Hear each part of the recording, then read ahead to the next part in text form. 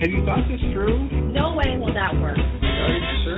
Is there any money in that? You'll never make any money doing that. How are you going to pay the mortgage? Just get a job. You're going to try to sell that? Why can't you be normal like everybody else? All right. Were your parents morons too? The savvy entrepreneur to the rescue. Congratulations. That really turned out well. Really good job. I'm going to admit it. I'm surprised. You know, I wish I thought of that. I never thought anyone would. How did you do that? I'm so glad you're pursuing your dream. I wish I had the courage to follow my dreams. Hey there, folks. Good morning. Welcome to the Savvy Entrepreneur Show. We're broadcasting here on WLCB 101.5 FM, based in the Chicago, Milwaukee area. If you're an entrepreneur or a small business person or thinking about becoming one, this show is for you. I'm Doris Nagel, your host for the next hour. I'm a crazy entrepreneur myself, and I've helped lots of startups and small businesses over the past 30 years. The Savvy Entrepreneur Show has two goals: to share helpful information and resources, and to inspire, to make your journey as an entrepreneur faster and easier, and maybe just a little bit more fun. To help with that, I have guests on the show every week who are willing to share their stories and their advice. And this week's guest is Tamika Franklyn. She's the CEO and founder of a company called Precision Franchise, LLC. And she joins me by phone from New York today. Now, a few words about Precision Franchising. The company guides entrepreneurs to help them own proven franchise businesses. It has access to over 3,500 different franchise business opportunities and provides one-on-one consultations to determine the best model for their clients' lifestyles and goals, and then makes introductions to franchisors. Tamika says she's passionate about this business because there are lucrative opportunities in franchising, but she realized that she didn't know anyone personally who was familiar with this path of business ownership, and she couldn't understand why. She came to realize one of the key reasons was because there weren't many people who looked or sounded like her who were actually helping educate the community on this successful path to business ownership. She's passionate about taking this knowledge back to women and people of color, as they make up only 28% of the franchise industry. Her goal is to help people in those communities understand that owning a franchise is well within their grasp. With that introduction, Tamika, thanks so much for being on the Savvy Entrepreneur Show today. Welcome. Thank you so much for having me. So I think franchising is interesting as well. It's something people talk about, right? I mean, people think of McDonald's as a franchise, but it's so much more. And I know we're going to talk about that on the show today. But first, let's start with what Precision Franchise is. What is it, and who do you help, and how do you help them? Awesome. And again, thank you for the opportunity to speak to you and to speak to your audience, and to give a little further insight on the industry and my business and what it is that I do. So again, the company is Precision Franchise, and I am a franchise consultant or broker, as we are called. And I assist you with owning your own business within the franchise industry. And this could be with an actual franchise, or it can be with what we will call business opportunities, which will still be proven business models. So a little bit about my process as a consultant is I take the time to really sit with you in my consultations to find out what your lifestyle is, what your goals, and I ask you particular questions so that it would further help me to be able to match you with the right concept that's going to work well for you, just based on everything that we have already discussed. I also have resources and tools available on my website, and resources that I use as well to aid me in this process.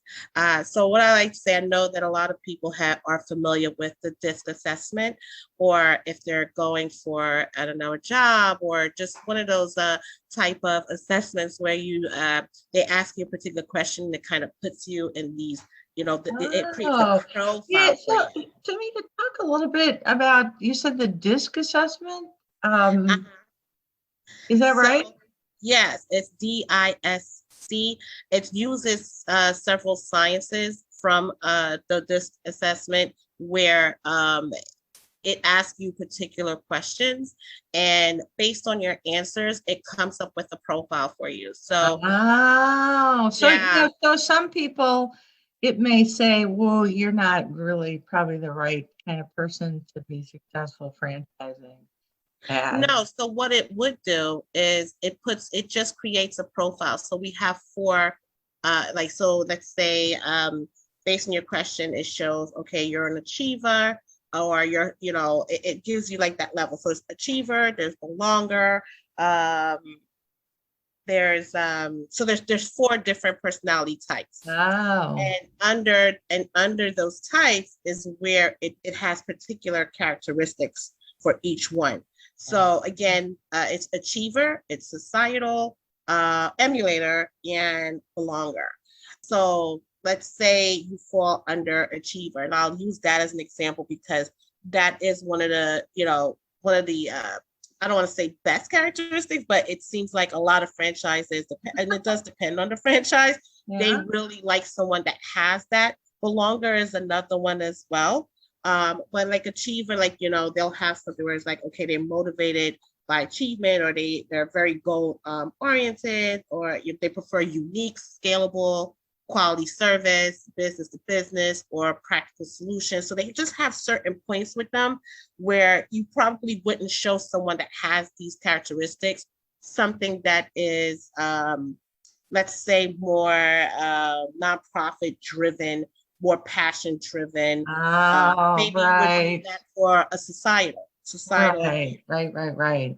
You get what I'm saying? So each one has their criteria. So I like using that because I get a lot of feedback where, someone, once one of my candidate clients would use it, that, we have our follow-up call, that, normally I would get, oh my gosh, that it was so spot on, it was creepy.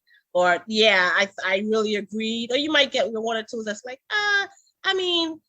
most of it was okay, but I don't know. There were certain things. But you know what? Even with those, I feel as though even the thing that they wasn't sure about, they're just kind of hung up on like maybe a word or a phrase, but then it totally makes sense. Like, but it's a cool tool. And again, it's just a tool. It's also used in aiding me in selecting the right opportunities to show you.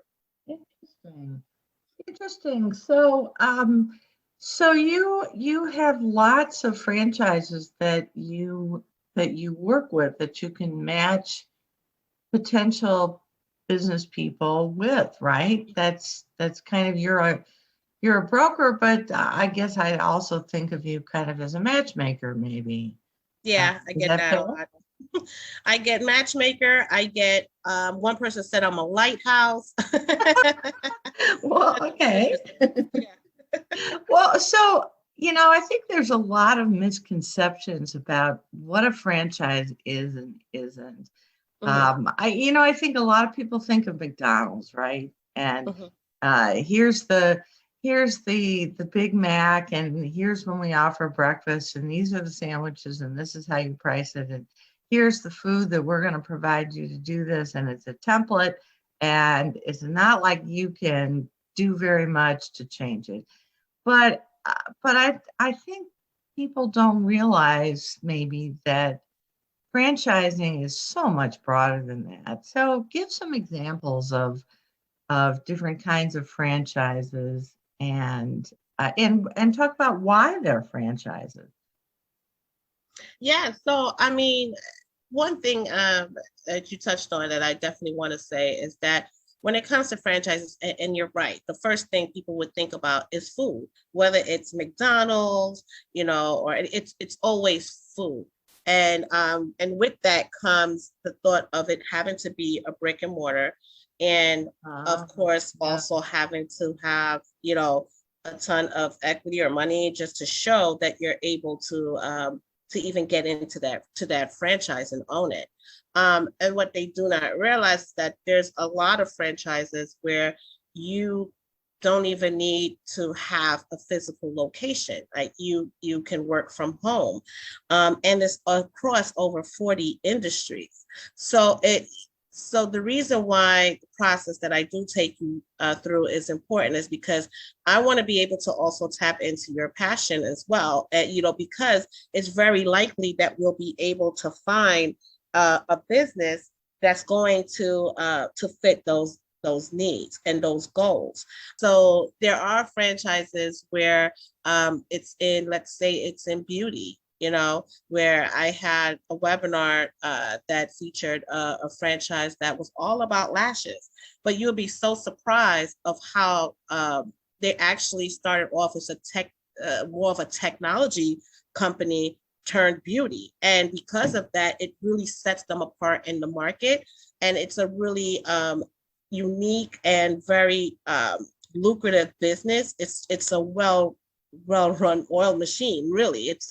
And I have a client now that's looking to do several of those. But that's something that's not going to pop in your mind when you hear franchises. Okay. If you're very passionate about health, and for whatever reason, you're very passionate about, maybe the elder care or just anything in the medical field, there's franchises where it's, all about home care, or even medical billing. Like there's just so many. Wow.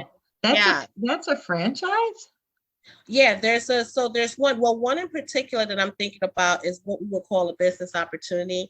And the main difference is that there's not a franchise disclosure document associated with business opportunities, and you won't have to pay royalty. However, they have a proven business model. So they're still going to have all the setup of what a franchise would have as far as, hey, so long as you execute, this is everything that you get along with this business and you're going to be successful. So I do show both. Interesting. Well, this is probably a good transition to talk a little bit about what makes a business a franchise. I mean, I'm assuming there are certain kinds of things that you typically see with a franchise. So talk a little bit about that. When you have a franchise, it is regulated, right? It's regulated by the state, federal and state. So the franchise is the agreement. This is the technical term for it. So it is an agreement and license between two legally independent parties with defined rights, terms, responsibilities, and obligations. And again, it is governed by federal and state laws. So what happens is that, with that comes the FDD, which is the franchise disclosure document. And that's going to have everything that you need to know. There's 23 items, and every item is a description of what you would find within that item.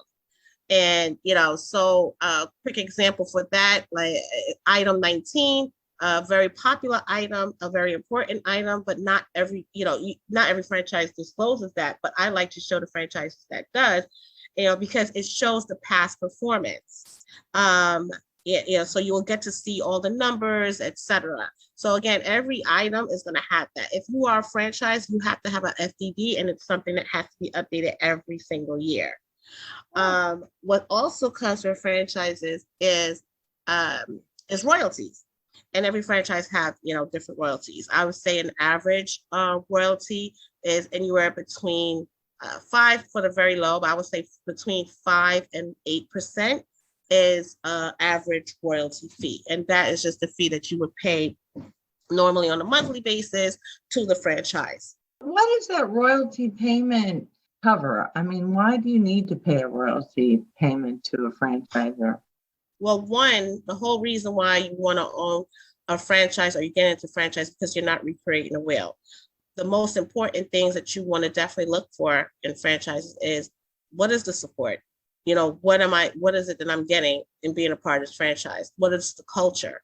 So your royalties goes towards that and whatever and more, just whatever it is that franchise is offering you to be an owner in the franchise, within that franchise. So partly the right to use the name, maybe, and whatever processes they have, and all of the above. Yeah. All of the above. So, there's a lot of franchises that part of their support is that maybe they have a call center on your behalf. Oh. Yeah. There's training. There's tons of training within franchises, So it's just, and the list can go on, but again, it'll be different for each one. But those are some of the important things that you would be getting when you own a franchise business. So like maybe access to their software system to book appointments. Absolutely. And I'm going to guess that there's a lot of differences between franchises. Can you give any examples of some differences between franchises? So yeah, so they are different, and each one, and this is part of what I take you through as well. Well, let's say you did choose, like, hey, I really like the franchise on for healthcare. It really speaks to me. As far as a caregiver, I'm not directly a caregiver, but hey, I'm very passionate about it, and I would like to know more. So part of that call is the franchisor call, and I'm usually on that call, is to find out deeper on what this particular franchise is going to be providing you. So for example, I actually had a call yesterday with someone who at first it seemed, and this is why actually it's so important to really understand your goals and your passions, etc. Because when I first spoke with them, they were really fixated on the business being passive. They have like real estate investments, and they really want a passive concept. Sorry. So you would think. So I thought about that, but based on everything that she has told me and the business assessment, I knew that healthcare was important to her as well. So I added that along with, some others that I thought would fit her criteria. So it seemed as though she might have been leaning towards one of our vending machine models, and which would have provided her a lot of flexibility. But then the call we had yesterday, she was completely blown away by this brand for the level of support that they're providing, the fact that they have inbound and outbound calling, which caught my attention because, to be honest, I feel as a person who's always had a sales background, I know how important lead generation is and follow up, etc. And I knew that there's a lot of franchises that does help with, some of the call centers as far as the inbound leads, maybe web leads and things of that nature. But I've never heard of them actually doing outbound. And I thought that was significant. So now what that does for me, that makes me think, first, I would have thought, you know what, you kind of need to be comfortable with sales to be in this industry. So I may not show that to someone who shies away from sales. But after learning about how much support they do in the marketing and the inbound and outbound, actually, I can show this to someone who is like, you know what, I'm okay with sales, but it's just not my thing. But as far as, the brand, this is what I want. This is what I'm passionate about. Now I know that, hey, this is something that I can show them. Yeah. And she's completely passionate about the fact that, one, she doesn't have to have a brick and mortar. Yes, you should want to, be a little more hands-on in the beginning, but that's just for your business. You can definitely, usually after a year, it's advised that at that time, if you want to add someone to kind of sort of take your place, but to give it your all in the first year. But it just goes to show you that after, going through it and really finding out that they're supporting you with their web-based software, again, the outbound and inbound calling, the web lead, they're designing any kind of marketing material that you need. the recruiting. They're helping you with the recruiting. They're giving you the criteria and the formula of where you want to be as far as what you should be paying your caregivers. It's very, it's very insightful to understand all of that. And yeah, and so for them, if you think about as far as royalties or anything like that, these are the type of things that you want to consider as far as Yeah. one, can I see myself in the business? And two, what is the level of support, Yeah. that I'm getting in the business? Well, I really appreciate you giving that example because I think that really gets, really, it certainly helped me, and I'm sure other people listening, it helped them really understand kind of some of the range of things that you need to think about when you're choosing a franchise or even deciding if franchising is right for you. But, as you were talking, one of the things that is clear is that you are very passionate about this, Tamika. Why do you think you're so passionate about it? I mean, what is it about it that gives you a buzz and makes you excited to talk about this with people? I'm excited about it because it just feels like the unknown. I'm just shocked at how successful, I know that people are in the industry, and the fact of, learning about so many years ago that franchises or proven business models, however you want to call it, can have up to a 90% success rate. And I've always grown up, just in business and, inspired myself to be an entrepreneur. And, so I go to different types of classes and stuff when I was younger. And I've always known that, hey, we always know that 50% of all small businesses fail within the first, we all heard that. I've never heard of anything that has a 90% success rate. Right. That alone is like, wait, what? Right. Like, why doesn't everyone know this? So then when I got a little bit, deeper into it and really wanted to understand, I started realizing that, wow, as far as women and people of color, we're not represented at all in the industry. And it's like, so it's over 77% white men. And Wow. yeah, and yes, but and I look at that and I'm like, and then it's a 90% success rate, and it's like, well, why don't we know more about it? And honestly, I just feel like it's just simply just that it's not people are just not going out in the communities and speaking about it. It's like you just kind of don't know what you don't know. And if I went to a networking event, for example, I like to give this. It's like, when I used to be in insurance and I would go to networking events, and I'm sure you've experienced this as well. If you've ever attended, you would run into real estate agents, you would run into, there are dime a dozen real estate agents, insurance agents. When have you run into someone that could tell you yeah, I basically essentially sell franchises, or I would be able to help you own your own business? And, as a franchise. I haven't, which is why I thought you would be phenomenal to have on the show. And it's eye-opening. It's great. What are some of the pros of owning a franchise? I mean, obviously 90% success rate is a really attractive pro. Mhm. But what are some of the other pros? And then also talk about some of the cons of owning a franchise. So I would say the pros, I would start with just not reinventing the wheel.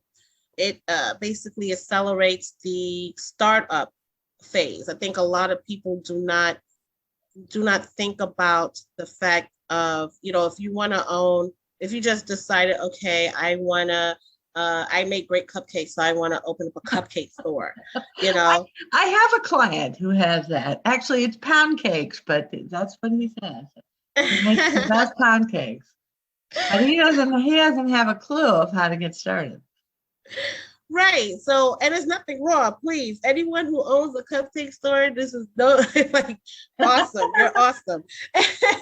But Right. what I'm saying is what I think a lot of people don't think about is everything that's needed. It's not just about you making a cupcake. It's like, okay, Is it brand, it's about you branding. It's about you finding the location, the cost it takes to get that just started, that ramp up cost, your processes. Like, what is your process? Do you have a team? Marketing, Building a there's website and all the social media all and of it, everything, right? all of it. So there's just a lot of things that you may not think about. And for some reason, people do not realize the importance of working capital as well, because you can't just go in just the amount that you think is going to cost, right? It's like things happen and, you definitely, yeah. Exactly right. Exactly right. So I think that it greatly minimizes that, because what you're doing is you're executing a system that has already been proven.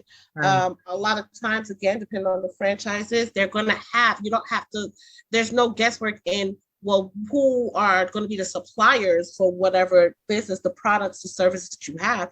It's there. You know exactly where you're getting things and things of that nature. Yeah. I was talking with a friend of mine, and we were both lamenting, he's an entrepreneur too, and we were both lamenting about how much money we have spent in marketing, trying different, it's almost like throwing stuff on the wall, hoping one of the approaches will stick. If I could have had a crystal ball and somebody telling me, Doris, to do this, you really need to do this. And not just because I say so, but because we have done this n numbers of times and we've been through all the different possibilities and we know this is the one that works the best. I mean, it would have been so amazing. Yeah, absolutely. So those are some of the problems. I would say it's, you're being in business for yourself, but not by yourself. So you do have that freedom. I think, again, just the cost of the ramp up, which actually puts you in the black a lot sooner, than starting from scratch. And you're already going in with the information. You already have the data. I always say what I'm doing is I'm not selling you a franchise. I am providing you with all the data, the information that you need to know about various franchises that make sense for you so that you can make an informed decision. Yeah. So you're going in with everything basically at your fingertips, that you're able to make that decision on whether or not this is going to make sense for you. And then you have that pre-opening support as well. They help you tremendously with your launch and leading up to your launch date. And you have ongoing support. A lot of franchises, they have coaches and mentors that you are assigned to, within the brand as well. That's something, again, a lot of people wouldn't know. And I would say, as far as the cons, is if you're a person where it's you just want to be totally independent. You just want to no, I like blue, or I like pink, and I think it should be pink. Or I just I hear what you're saying, but I think it should be better this way. If you are focused and dead set on doing things completely, you want to go rogue, then franchising is not for you. Yeah, I got a funny example I have to share. I am a SCORE mentor, and SCORE is an organization that I love SCORE. Executives who work under the umbrella of the U.S. Small Business Administration.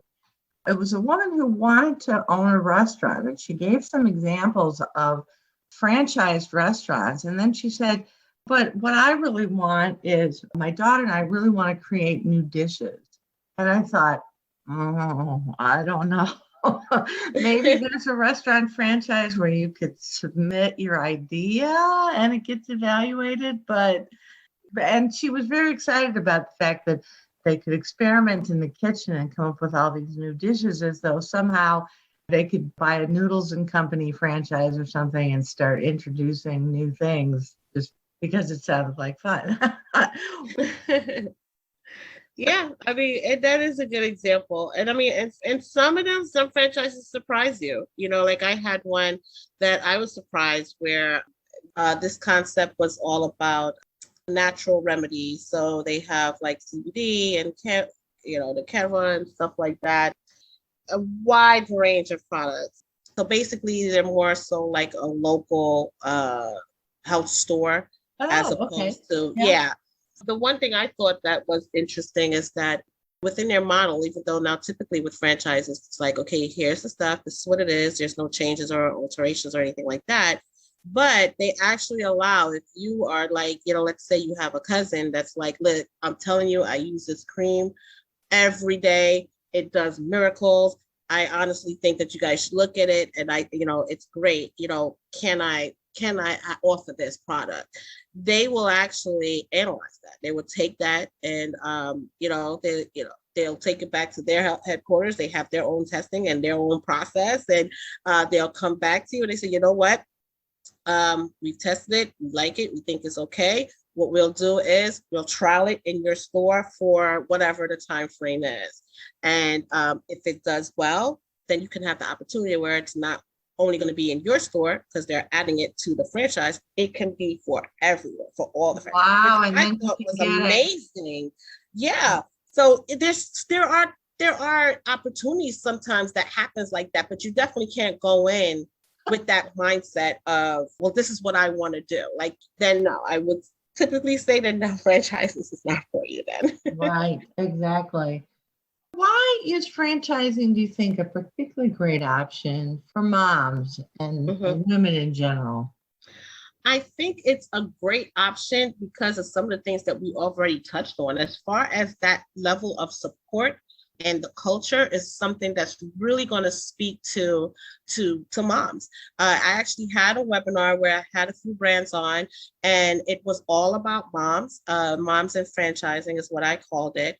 And they talked about, how, a day in the life and, just their journey within the franchises and why it worked well for them. And these were moms where we're not talking about, they got teenagers. No, I mean, we even had a moment where one of the little kids came on our live, it was, and I mean, but it just shows you that's like, yeah, this can be you. Like, yes, sometimes they join you on our Zoom calls and things of that nature. But yeah, I think that, because of the fact that there's so many franchises that offer that level of flexibility where you're able to schedule the time around, your life and have the franchisor be such a great support and, support system for you. And again, that culture, that's what makes franchises in particular great for moms and we're just, people with family, that they have to have that type of balance, but they need that support. I'm curious. So if I said, for example, I only have 30 hours a week to devote, are there franchises out there that would be able to accommodate that? Absolutely. So, 30 hours, honestly, it can be considered a lot. I mean, all right. 20 hours. I only have 20 hours a week. So, yeah. So what we would consider that is you're looking for passive. So this is something that I would also find out when, during my consultations, or if you went on my website and you filled out like a questionnaire, that's going to be one of the questions as well. So that way I know that for someone like you, I'm not going to show you any franchises that are going to require, full-time hands-on efforts. So yes, there are a lot of opportunities where it is where it is passive ownership. I'm not passive ownership, but passive is what we will call it. And you are able to, and it'll tell you. Some of them would actually say like, passive for us is, at least 15 hours, which is totally so those are the type of things I would look for. When you say passive, I'm sort of thinking, I'm sitting on the couch watching TV and this thing is working for me, but it's not quite that passive, right? I mean, it's passive means something less than full time, I guess. Yes. So it just means that the business does not require you to have to put in, 40 plus hours, a week, Gotcha. whether it's managing or, again, depending on the franchise, whether it's a brick and mortar or not, it's not going to require, you to be in there. So, what are some of the key questions that people who are interested in franchising should ask themselves before heading in this direction? I would say you want to make sure that well, one, are you ready to own? You know what I mean? What's your mindset? Do you have an entrepreneurial mindset? As far as ready, anything that as far as your criteria of being a franchise owner, not even a franchise owner, just a business owner, is this, are you absolutely ready, to do that? Because you do have to have that mindset as well. I feel as though sometimes you may have people that feels like because of the pros of having or owning a franchise, they'll think like, oh, well, okay, so it's easy. It's like, no, it's still a business and you still have to, put in effort and you have to put in work. So I think mindset is important. So you have to ask yourself, are you ready? And what are the things that you've done so far? Have you saved the money? Do you have working capital? Have you thought about the type of investment you're going to make, whether it's time-wise or monetary? Yeah, I would think things of that nature. And I feel as though a lot of times they think, even when you ask that question, it'll be the same answer for someone that's just looking to own a business. You know what I mean? Like if you're thinking of starting up a business, there's just certain things that you have to, have put in place, or you should at least have put in place. So you can't think of a franchise any different when it comes to that. Well, you mentioned the initial investment, and I realize that when you're talking about 3,500 plus franchises, and those are just the ones you represent, there's I don't know how many more than that. I didn't look at the statistics, but I bet the total number of franchises that are out there is probably mind blowing. What should people think about or be prepared for in terms of the range of investments that might be required? I mean, I heard just, I don't know, it probably was wrong, but somebody said, oh, to have a McDonald's franchise, you need to have $500,000 or something like that. So is that really on the high end? I mean, what's the range that's out there? So yes, the range is definitely, huge, but, because if you're thinking about, franchises like those type of empire brands like McDonald's, then absolutely, it's a lot of red tape for one. And yeah, you're going to have to show, $1 million this and this, it's huge.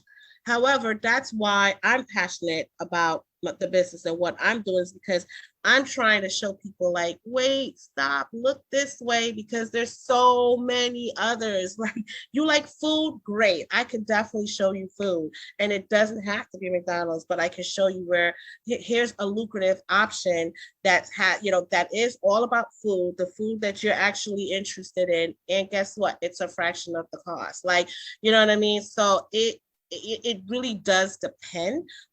When I do speak with anyone, I do say that you want to at least you want to make sure that you have working capital of or liquidity of at least 25,000, because regardless of the type of franchise that I will show you, that's just a rule of thumb to have at least a 25,000 liquid, because whether you're doing a cash investment or you're looking to going to funding for it, even when you're funding, they still want to see that you have skin in the game. So that's just a rule of thumb that I have. So I'll use that same example. Yes, just coincidentally yesterday that I was speaking about with the healthcare services. Now, for that industry, it is actually a pretty low I think the lowest I've ever seen franchise brand that, offers healthcare services. But even with it being that low, you still want, How low was it? Just I would say that, they want to make sure that you have working capital of 15,000. oh wow. Yeah, yeah. And I believe the franchise fee is actually the franchise fee itself is under 20,000, so total capital, you want to have about 35,000, but that's pretty much all you need for this particular brand. So that's why I always say that, they still want to see that you have a particular amount of working capital. So rule of thumb, you want to make sure that you have at least 25,000 liquid, but it would always boil down to what it is that you're looking to do. So like for businesses that doesn't have a brick and mortar business like this, where, you're working remote and, you're managing or et cetera, yeah, that may work. But if you're looking to own a brand that, not only has a brick and mortar, but like it is a restaurant, then that's, you have to be realistic. It's a restaurant. You have, you have the equipment that's going to build out that's definitely going to be substantially more. Right. So that's why it is. And lots of furnishings and things you have to Absolutely. buy. So, it strikes me though, one of the reasons maybe that there aren't as many women or people of color or other underrepresented groups for that matter in franchising. Although that amount is really low, if you're comparing it to McDonald's, that's still a lot of money for a lot of people. Are there options for people to try to finance some of this? I mean, what about people who really want to own a franchise, but maybe just don't have that kind of capital? What advice do you give them? Yeah, so I run into that where, I may have someone who maybe they've seen me somewhere and maybe they heard me on Clubhouse or something like that. And they, filled out my questionnaire and now we're at a consultation, and they may reveal to me like, hey, listen, I'm really interested. I know I want to own a business and, I appreciate all the information that you provided me. However, I only have about 5,000 saved up. And, so then I may ask them some other questions because a lot of people don't realize as well that if you have a 401k, there's different options that you can do with your 401k as well. But let's say worst case scenario, you don't have any of that, or you're in that building phase, then you're and that's okay. You're in the building phase. What I love about what I'm doing and how I take you through the process is that you're still being educated on it. So even though, let's say you only have 10,000, but based on everything that I have explained to you, that your goal is to own a franchise, and particularly a franchise within, I don't know, let's say the beauty industry or whatever it is that we might have discussed. At least you know what to save for. At least you know that you can stay connected with me because I'm going to provide you with that information. I have webinars that are going to speak to the different brands. I had webinars where I had the funding partner join and really get to tell you insight. And you know what? I'm actually a big fan of SCORE. And I have told many who have sat with me, hey, look up SCORE, see if they're in your area. They're great at mentoring and going through these things. So I always provide the resources so that when they get to that point, and again, just staying connected, they're going to be able to get further insight so that they're able to get to where they need to be to do it.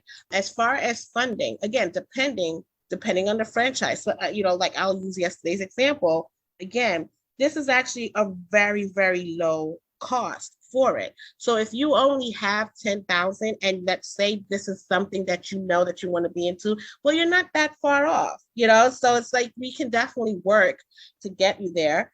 And you can still go for financing. You can absolutely still go for financing. There's a lot of different options within, for funding. It's just that there's no 100% funding. So you have to have skin in the game. So I think that the education piece is part of it, and the research phase. And I use real estate as analogies a lot as well. It's the same type of process as far as like, look, I want to own a home one day, I don't have the money, but I can certainly save. I can certainly learn about the different options and programs, et cetera, that they may have. You can figure out what the market is and how much you need to save up for the kind of place that you really want. Right, because there's still going to be criterias, right? There's still going to be a down payment and things of that nature. So it's very similar, very, very in that aspect as well.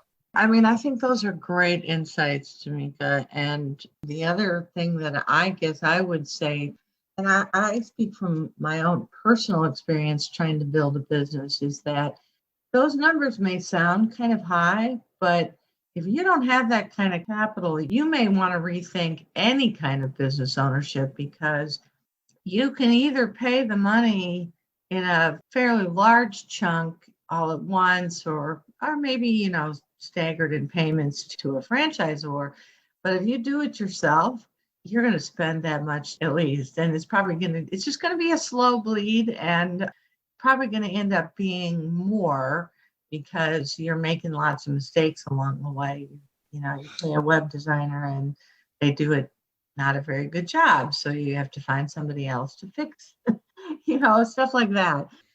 What are some of the common mistakes that people make in terms of running their franchise? I mean, are there certain characteristics that make people more successful or less successful in building their franchise? Absolutely. It's simply, those that are going to deviate from the system. If you feel like, I think I can do this better, I think I have another way, and you're not going to execute the way you're being told, you're not going to take advantage of the support, those are where you're going to find, that you're going to be less successful. The ones that are completely embracing everything that this brand has to offer them is going to do phenomenally well. You have to be willing to collaborate. You have to be willing to learn. You can't come in knowing it all. You have to come in as a sponge and execute the system. You have the blueprint. Just follow the directions, speak with the other owners. You have the support system you need to be successful.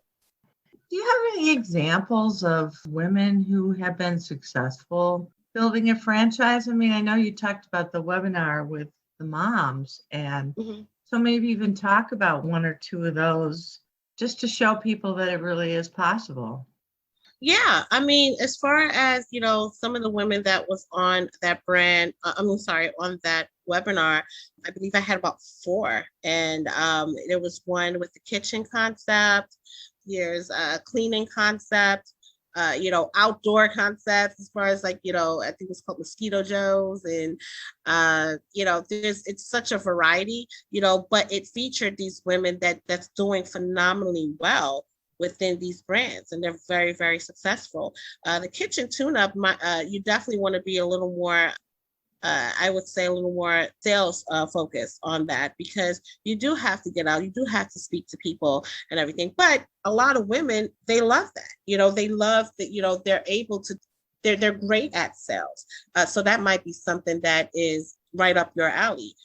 There's one woman I'm thinking of that is doing extremely well. She has a coding franchise. And one of the larger brands that I have, the tutoring concept, has basically merged, like they merged forces, where that is now an aspect of or part of the overall brand.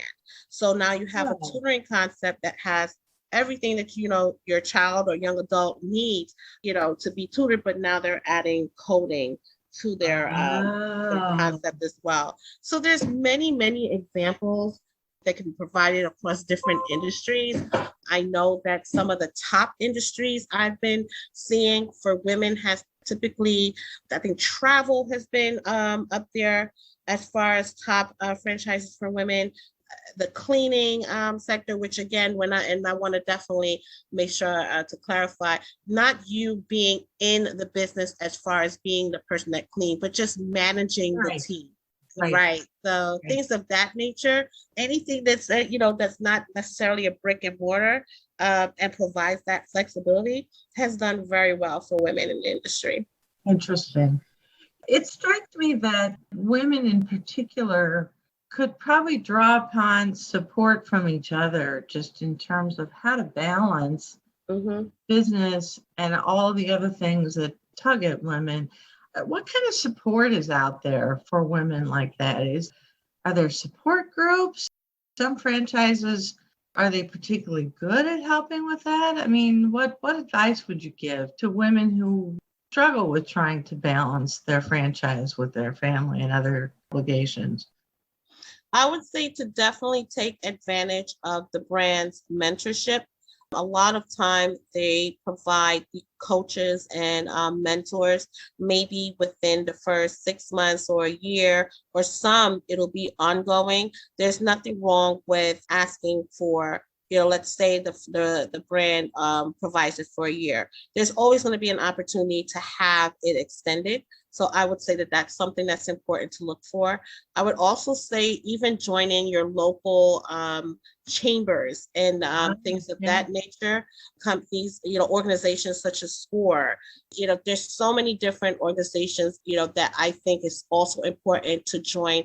Aside from what the support your franchisor, is providing you, that is important for women to get involved in, because, it's just needed, whether you are someone who has kids or not. I feel as though there's a lot of different organizations that you can definitely be involved in that's going to provide you that extra support. And, again, I just did an interview with someone who that is her whole focus is. She has I think it's a Facebook group where it's all about, moms in business. So getting connected with groups like that, I think is very important as well.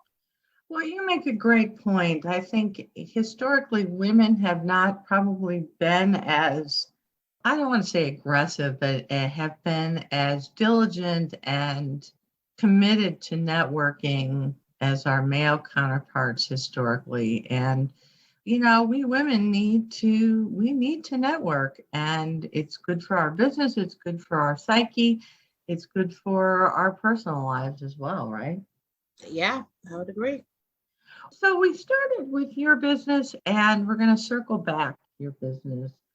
Talk about some of the advantages of using a franchise consultant or broker like yourself, because, wow, there's a lot of franchises out there, and I'm going to guess that some of them are not as strong as others. Talk about your role in helping people find franchises and maybe advice for helping people avoid some of the risky or less desirable franchises or business models. Absolutely, absolutely. And I do get this a lot. And I love the aha moments as well. So I would say in one word, clarity. Just gaining the clarity, because I feel like what tends to happen is that you want to own a business. You kind of heard about franchises. So you do a search and you're just bombarded with a bunch of stuff. And, and unfortunately, you might kind of go down a rabbit hole. You might click on a couple of things, you might fill out some things, and either you get extremely overwhelmed or just never followed up with. So, working with someone like me is going to provide you extreme clarity.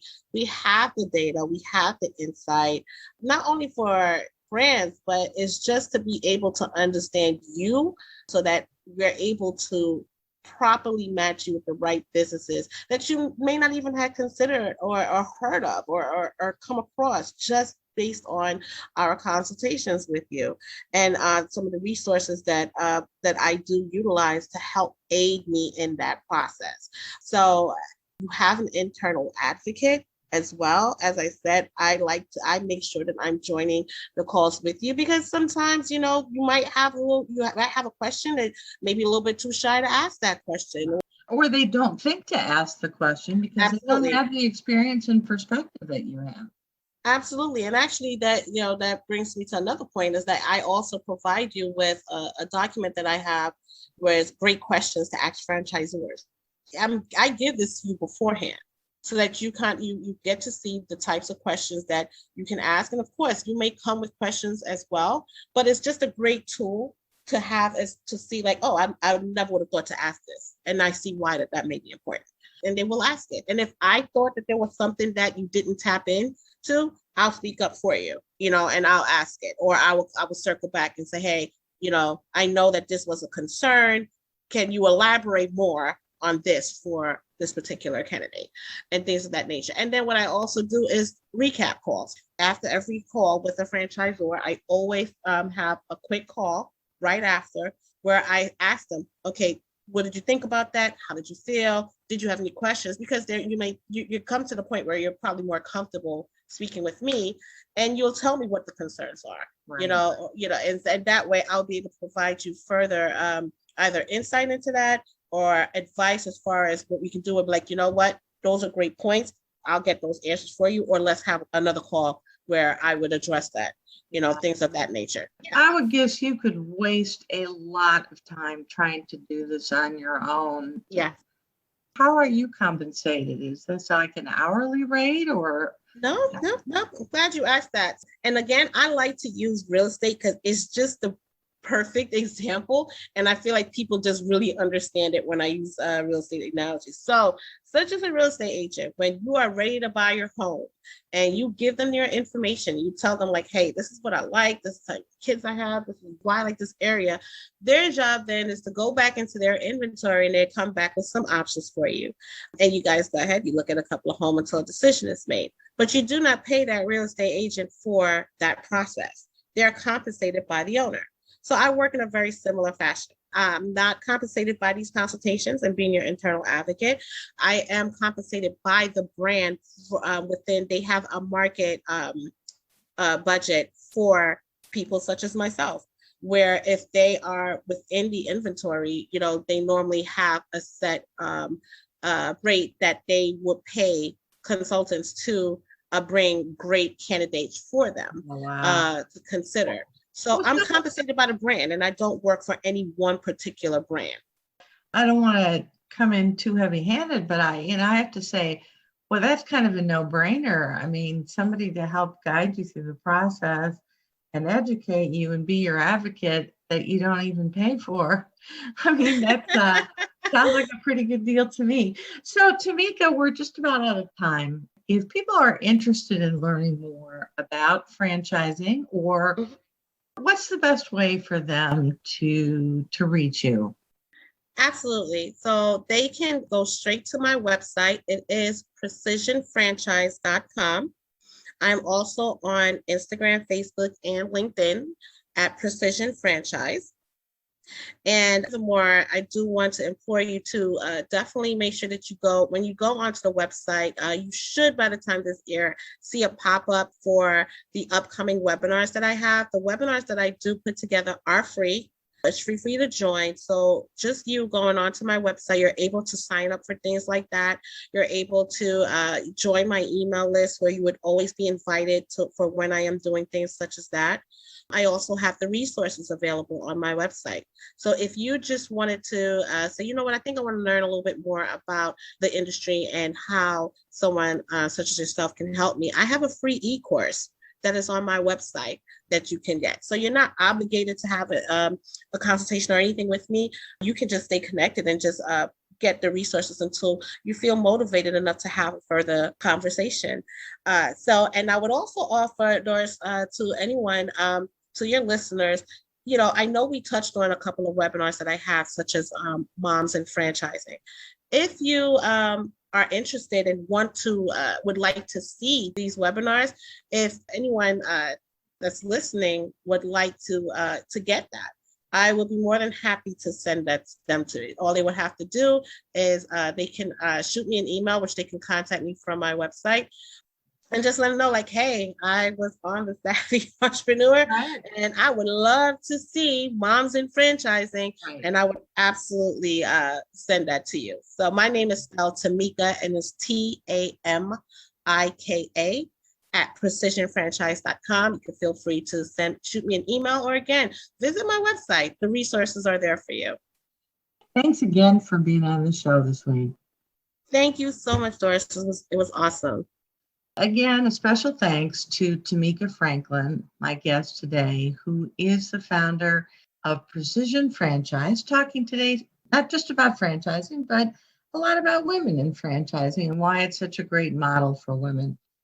You can find more helpful information and resources on my website, globalocityservices.com. I'd love to hear from you with comments, questions, suggestions. Email me at dnagel, Nagel, at lakesradio.org. I promise you'll always get a response back from me. Be sure to join me again next Saturday at 11 a.m. Central, noon Eastern. But until then, I'm Doris Nagel, wishing you happy entrepreneuring.